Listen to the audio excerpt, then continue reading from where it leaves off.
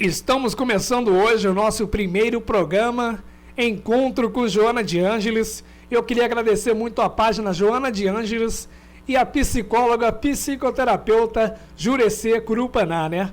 Porque muitas pessoas perguntam quem foi e quem é a Joana de Ângeles. Então hoje eu vim aqui esclarecer para todos vocês. Um espírito que irradia ternura e sabedoria, despertando-nos para a vivência do amor na sua mais elevada expressão, mesmo que, para vivê-lo, seja-nos imposta a grande soma de sacrifícios. Trata-se do espírito que se faz conhecido pelo nome de Joana de Ângeles e que nas estradas dos séculos vamos encontrá-la na mansa figura de Joana de Cusa, numa seguidora de Francisco de Assis, na grandiosa Soror Joana Inés de la Cruz e na intimorata Joana Angélica de Jesus. Conheça agora um pouco dessas personalidades que marcaram a história com o seu exemplo de humildade e heroísmo. Joana de Cusa, segundo informações de Humberto de Campos no livro Boa Nova, era alguém que possuía verdadeira fé. Narra o autor que entre a multidão que invariavelmente acompanhava Jesus nas pregações do lago, achava-se sempre uma mulher de rara dedicação e nobre caráter, da mais altamente colocada na sociedade de Carfanal. Tratava-se de Joana, consorte de Cusa, intendente de Antipas, na cidade onde se conjugavam interesses vitais de comerciantes e de pescadores. O seu esposo, alto funcionário de Herodes, não lhe compartilhava os anseios de espiritualidade, não tolerando a doutrina daquele mestre que Joana seguia com acendrado amor. Vergada ao peso das injunções domésticas, angustiada pela incompreensão e intolerância do esposo, buscou ouvir a palavra de conforto de Jesus, que, ao invés de convidá-la a engrossar as fileiras dos que o seguiam pelas ruas e estradas da Galileia, aconselhou-a a segui-lo à distância, servindo dentro do próprio lar, tornando-se um verdadeiro exemplo de pessoa cristã, no atendimento ao próximo mais próximo, seu esposo, a quem deveria servir com amorosa dedicação, sendo fiel a Deus, amando o companheiro do mundo como se fora seu filho.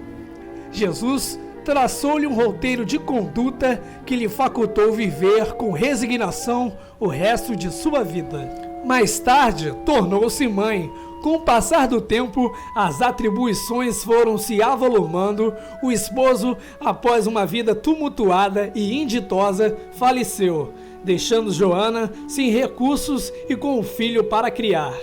Corajosa, buscou trabalhar. Esquecendo o conforto da nobreza material, dedicou-se aos filhos de outras mães. Ocupou-se com os mais subalternos afazeres domésticos para que seu filhinho tivesse pão. Trabalhou até a velhice. Já idosa, com os cabelos embranquecidos, foi levada ao circo dos martírios, juntamente com seu filho moço, para testemunhar o amor por Jesus, o mestre que havia iluminado a sua vida, acenando-lhe com esperanças de uma manhã feliz. Séculos depois, Francisco, o pobrezinho de Deus, o Sol de Assis, reorganizava o exército de amor do rei Galileu.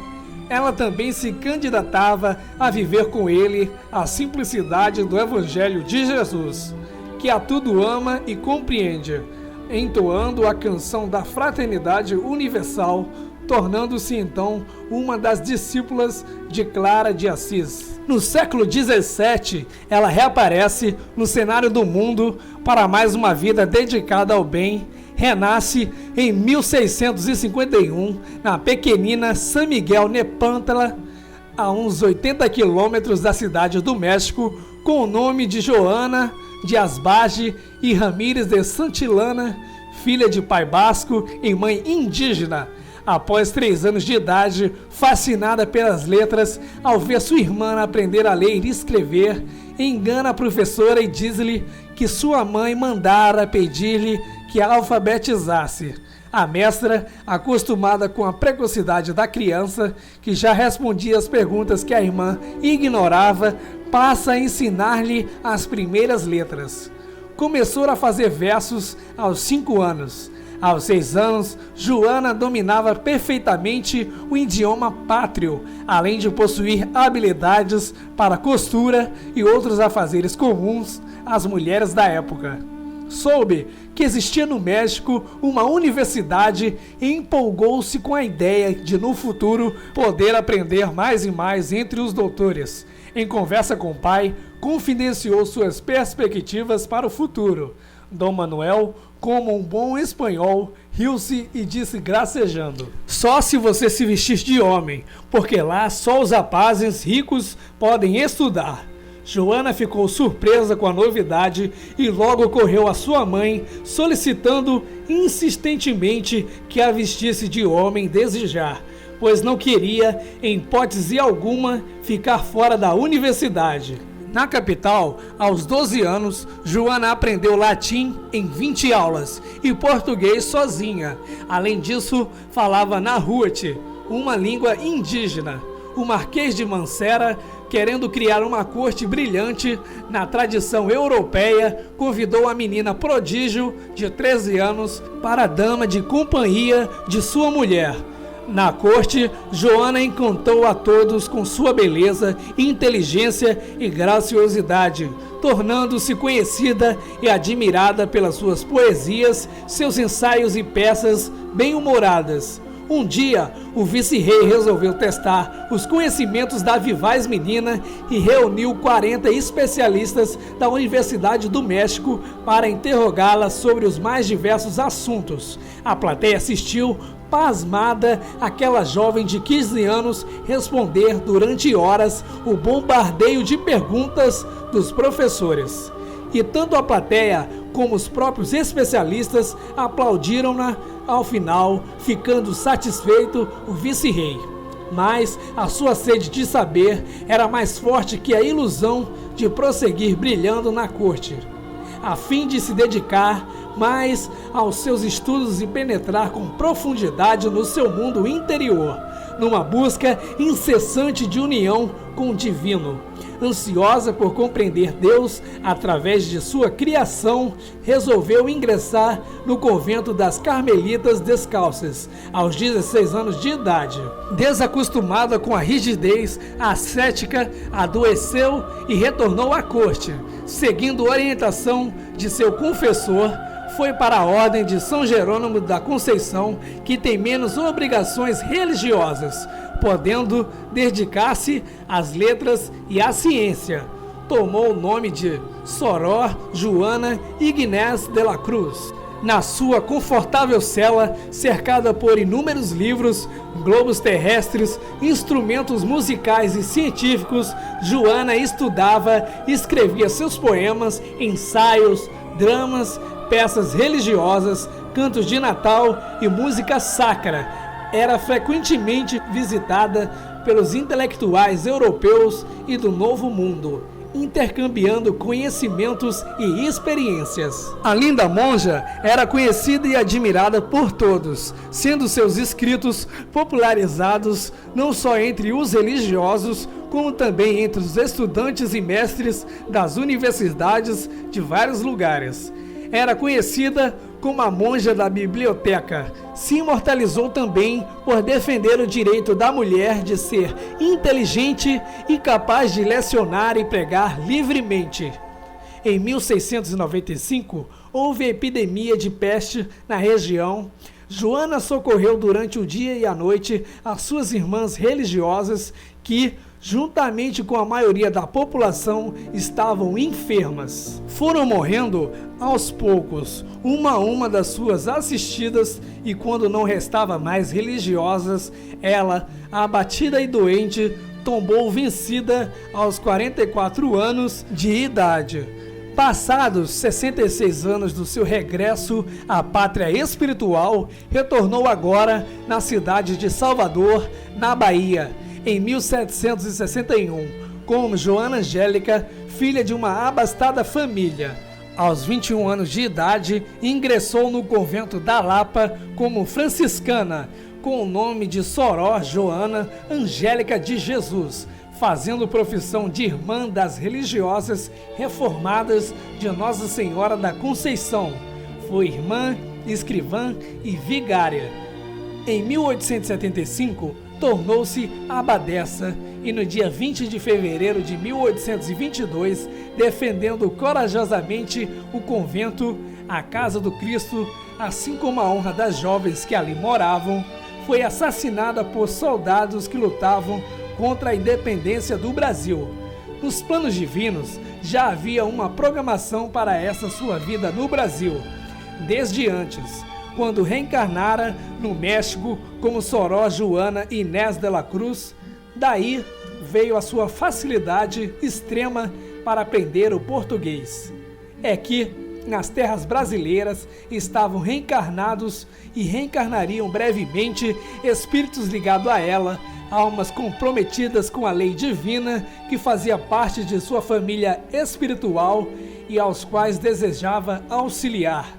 Dentre esses afeiçoados a Joana de Ângeles, destacamos Amélia Rodrigues, educadora, poetisa, romancista e dramaturga, oradora e contista, que viveu no fim do século passado ao início deste, quando, na metade do século passado, as potências do céu se abalaram e o movimento de renovação se alastrou pela América e pela Europa, fazendo soar aos quatro cantos a canção da esperança com a revelação da vida imortal.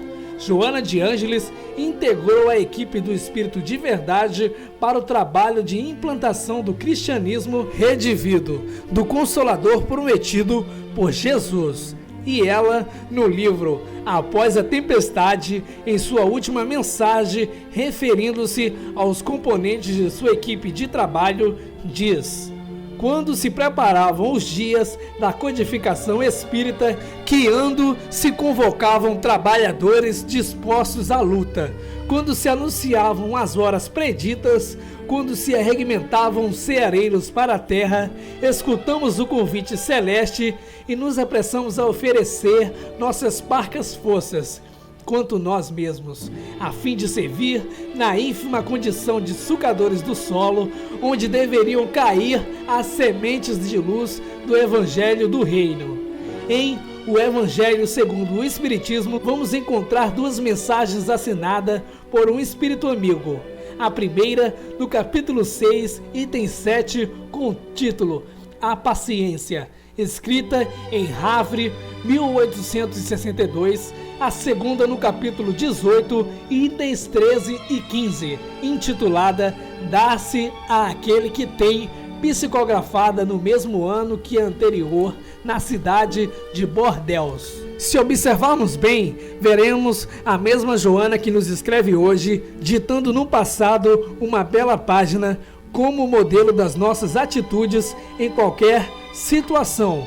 No mundo espiritual, Joana estagia numa bonita região próxima à crosta terrestre, quando vários espíritos ligados a ela, antigos cristãos equivocados, se preparavam para reencarnar, reuniu a todos e planejou construir na terra, sob o céu da Bahia, no Brasil, uma cópia, embora imperfeita, da comunidade onde estagiava no plano espiritual, com o objetivo de, redimindo os antigos cristãos, criar uma experiência educativa que demonstrasse a viabilidade de se viver numa comunidade realmente cristã nos dias atuais. Espíritos gravemente enfermos, não necessariamente vinculados aos seus orientadores encarnados, viriam na condição de órfãos, proporcionando oportunidade de burilamento ao tempo em que eles próprios se iriam liberando as injunções kármicas mais dolorosas e avançando na direção de Jesus. Engenheiros capacitados foram convidados para traçarem os contornos gerais dos trabalhos e instruírem os pioneiros da futura obra. Quando estava tudo esboçado, Joana procurou entrar em contato com Francisco de Assis, solicitando que examinasse os seus planos e auxiliasse na concretização dos mesmos, no plano material. O pobrezinho de Deus concordou com a mentora e se prontificou a colaborar com a obra, desde que nessa comunidade jamais fosse ouvivado o amor aos infelizes do mundo, ou negada a caridade aos filhos do Calvário, nem se estabelecesse a presunção que é vérmina a destruir as melhores edificações do sentimento moral. Quase um século foi passado quando os obreiros do Senhor iniciaram na terra, em 1947, a materialização dos planos de Joana, que inspirava e orientava, secundada por técnicos espirituais dedicados que espalhavam o ozônio especial pela psicosfera conturbada da região escolhida, onde seria construída a Mansão do Caminho, nome dado à alusão à Casa do Caminho dos primeiros cristãos. Nesse interim, os colaboradores foram reencarnando em lugares diversos, em épocas diferentes, com instrução variada e experiências diversificadas, para aos poucos e quando necessário serem chamados para atender os compromissos assumidos na espiritualidade. Nem todos, porém, residiriam na comunidade, mas de onde se encontrassem enviariam sua ajuda, estenderiam a mensagem evangélica, solidários e vigilantes ligados ao trabalho comum. A instituição crescendo sempre comprometida a assistir os sofredores da terra, os tombados nas provações e os que se encontram a um passo da loucura e do suicídio.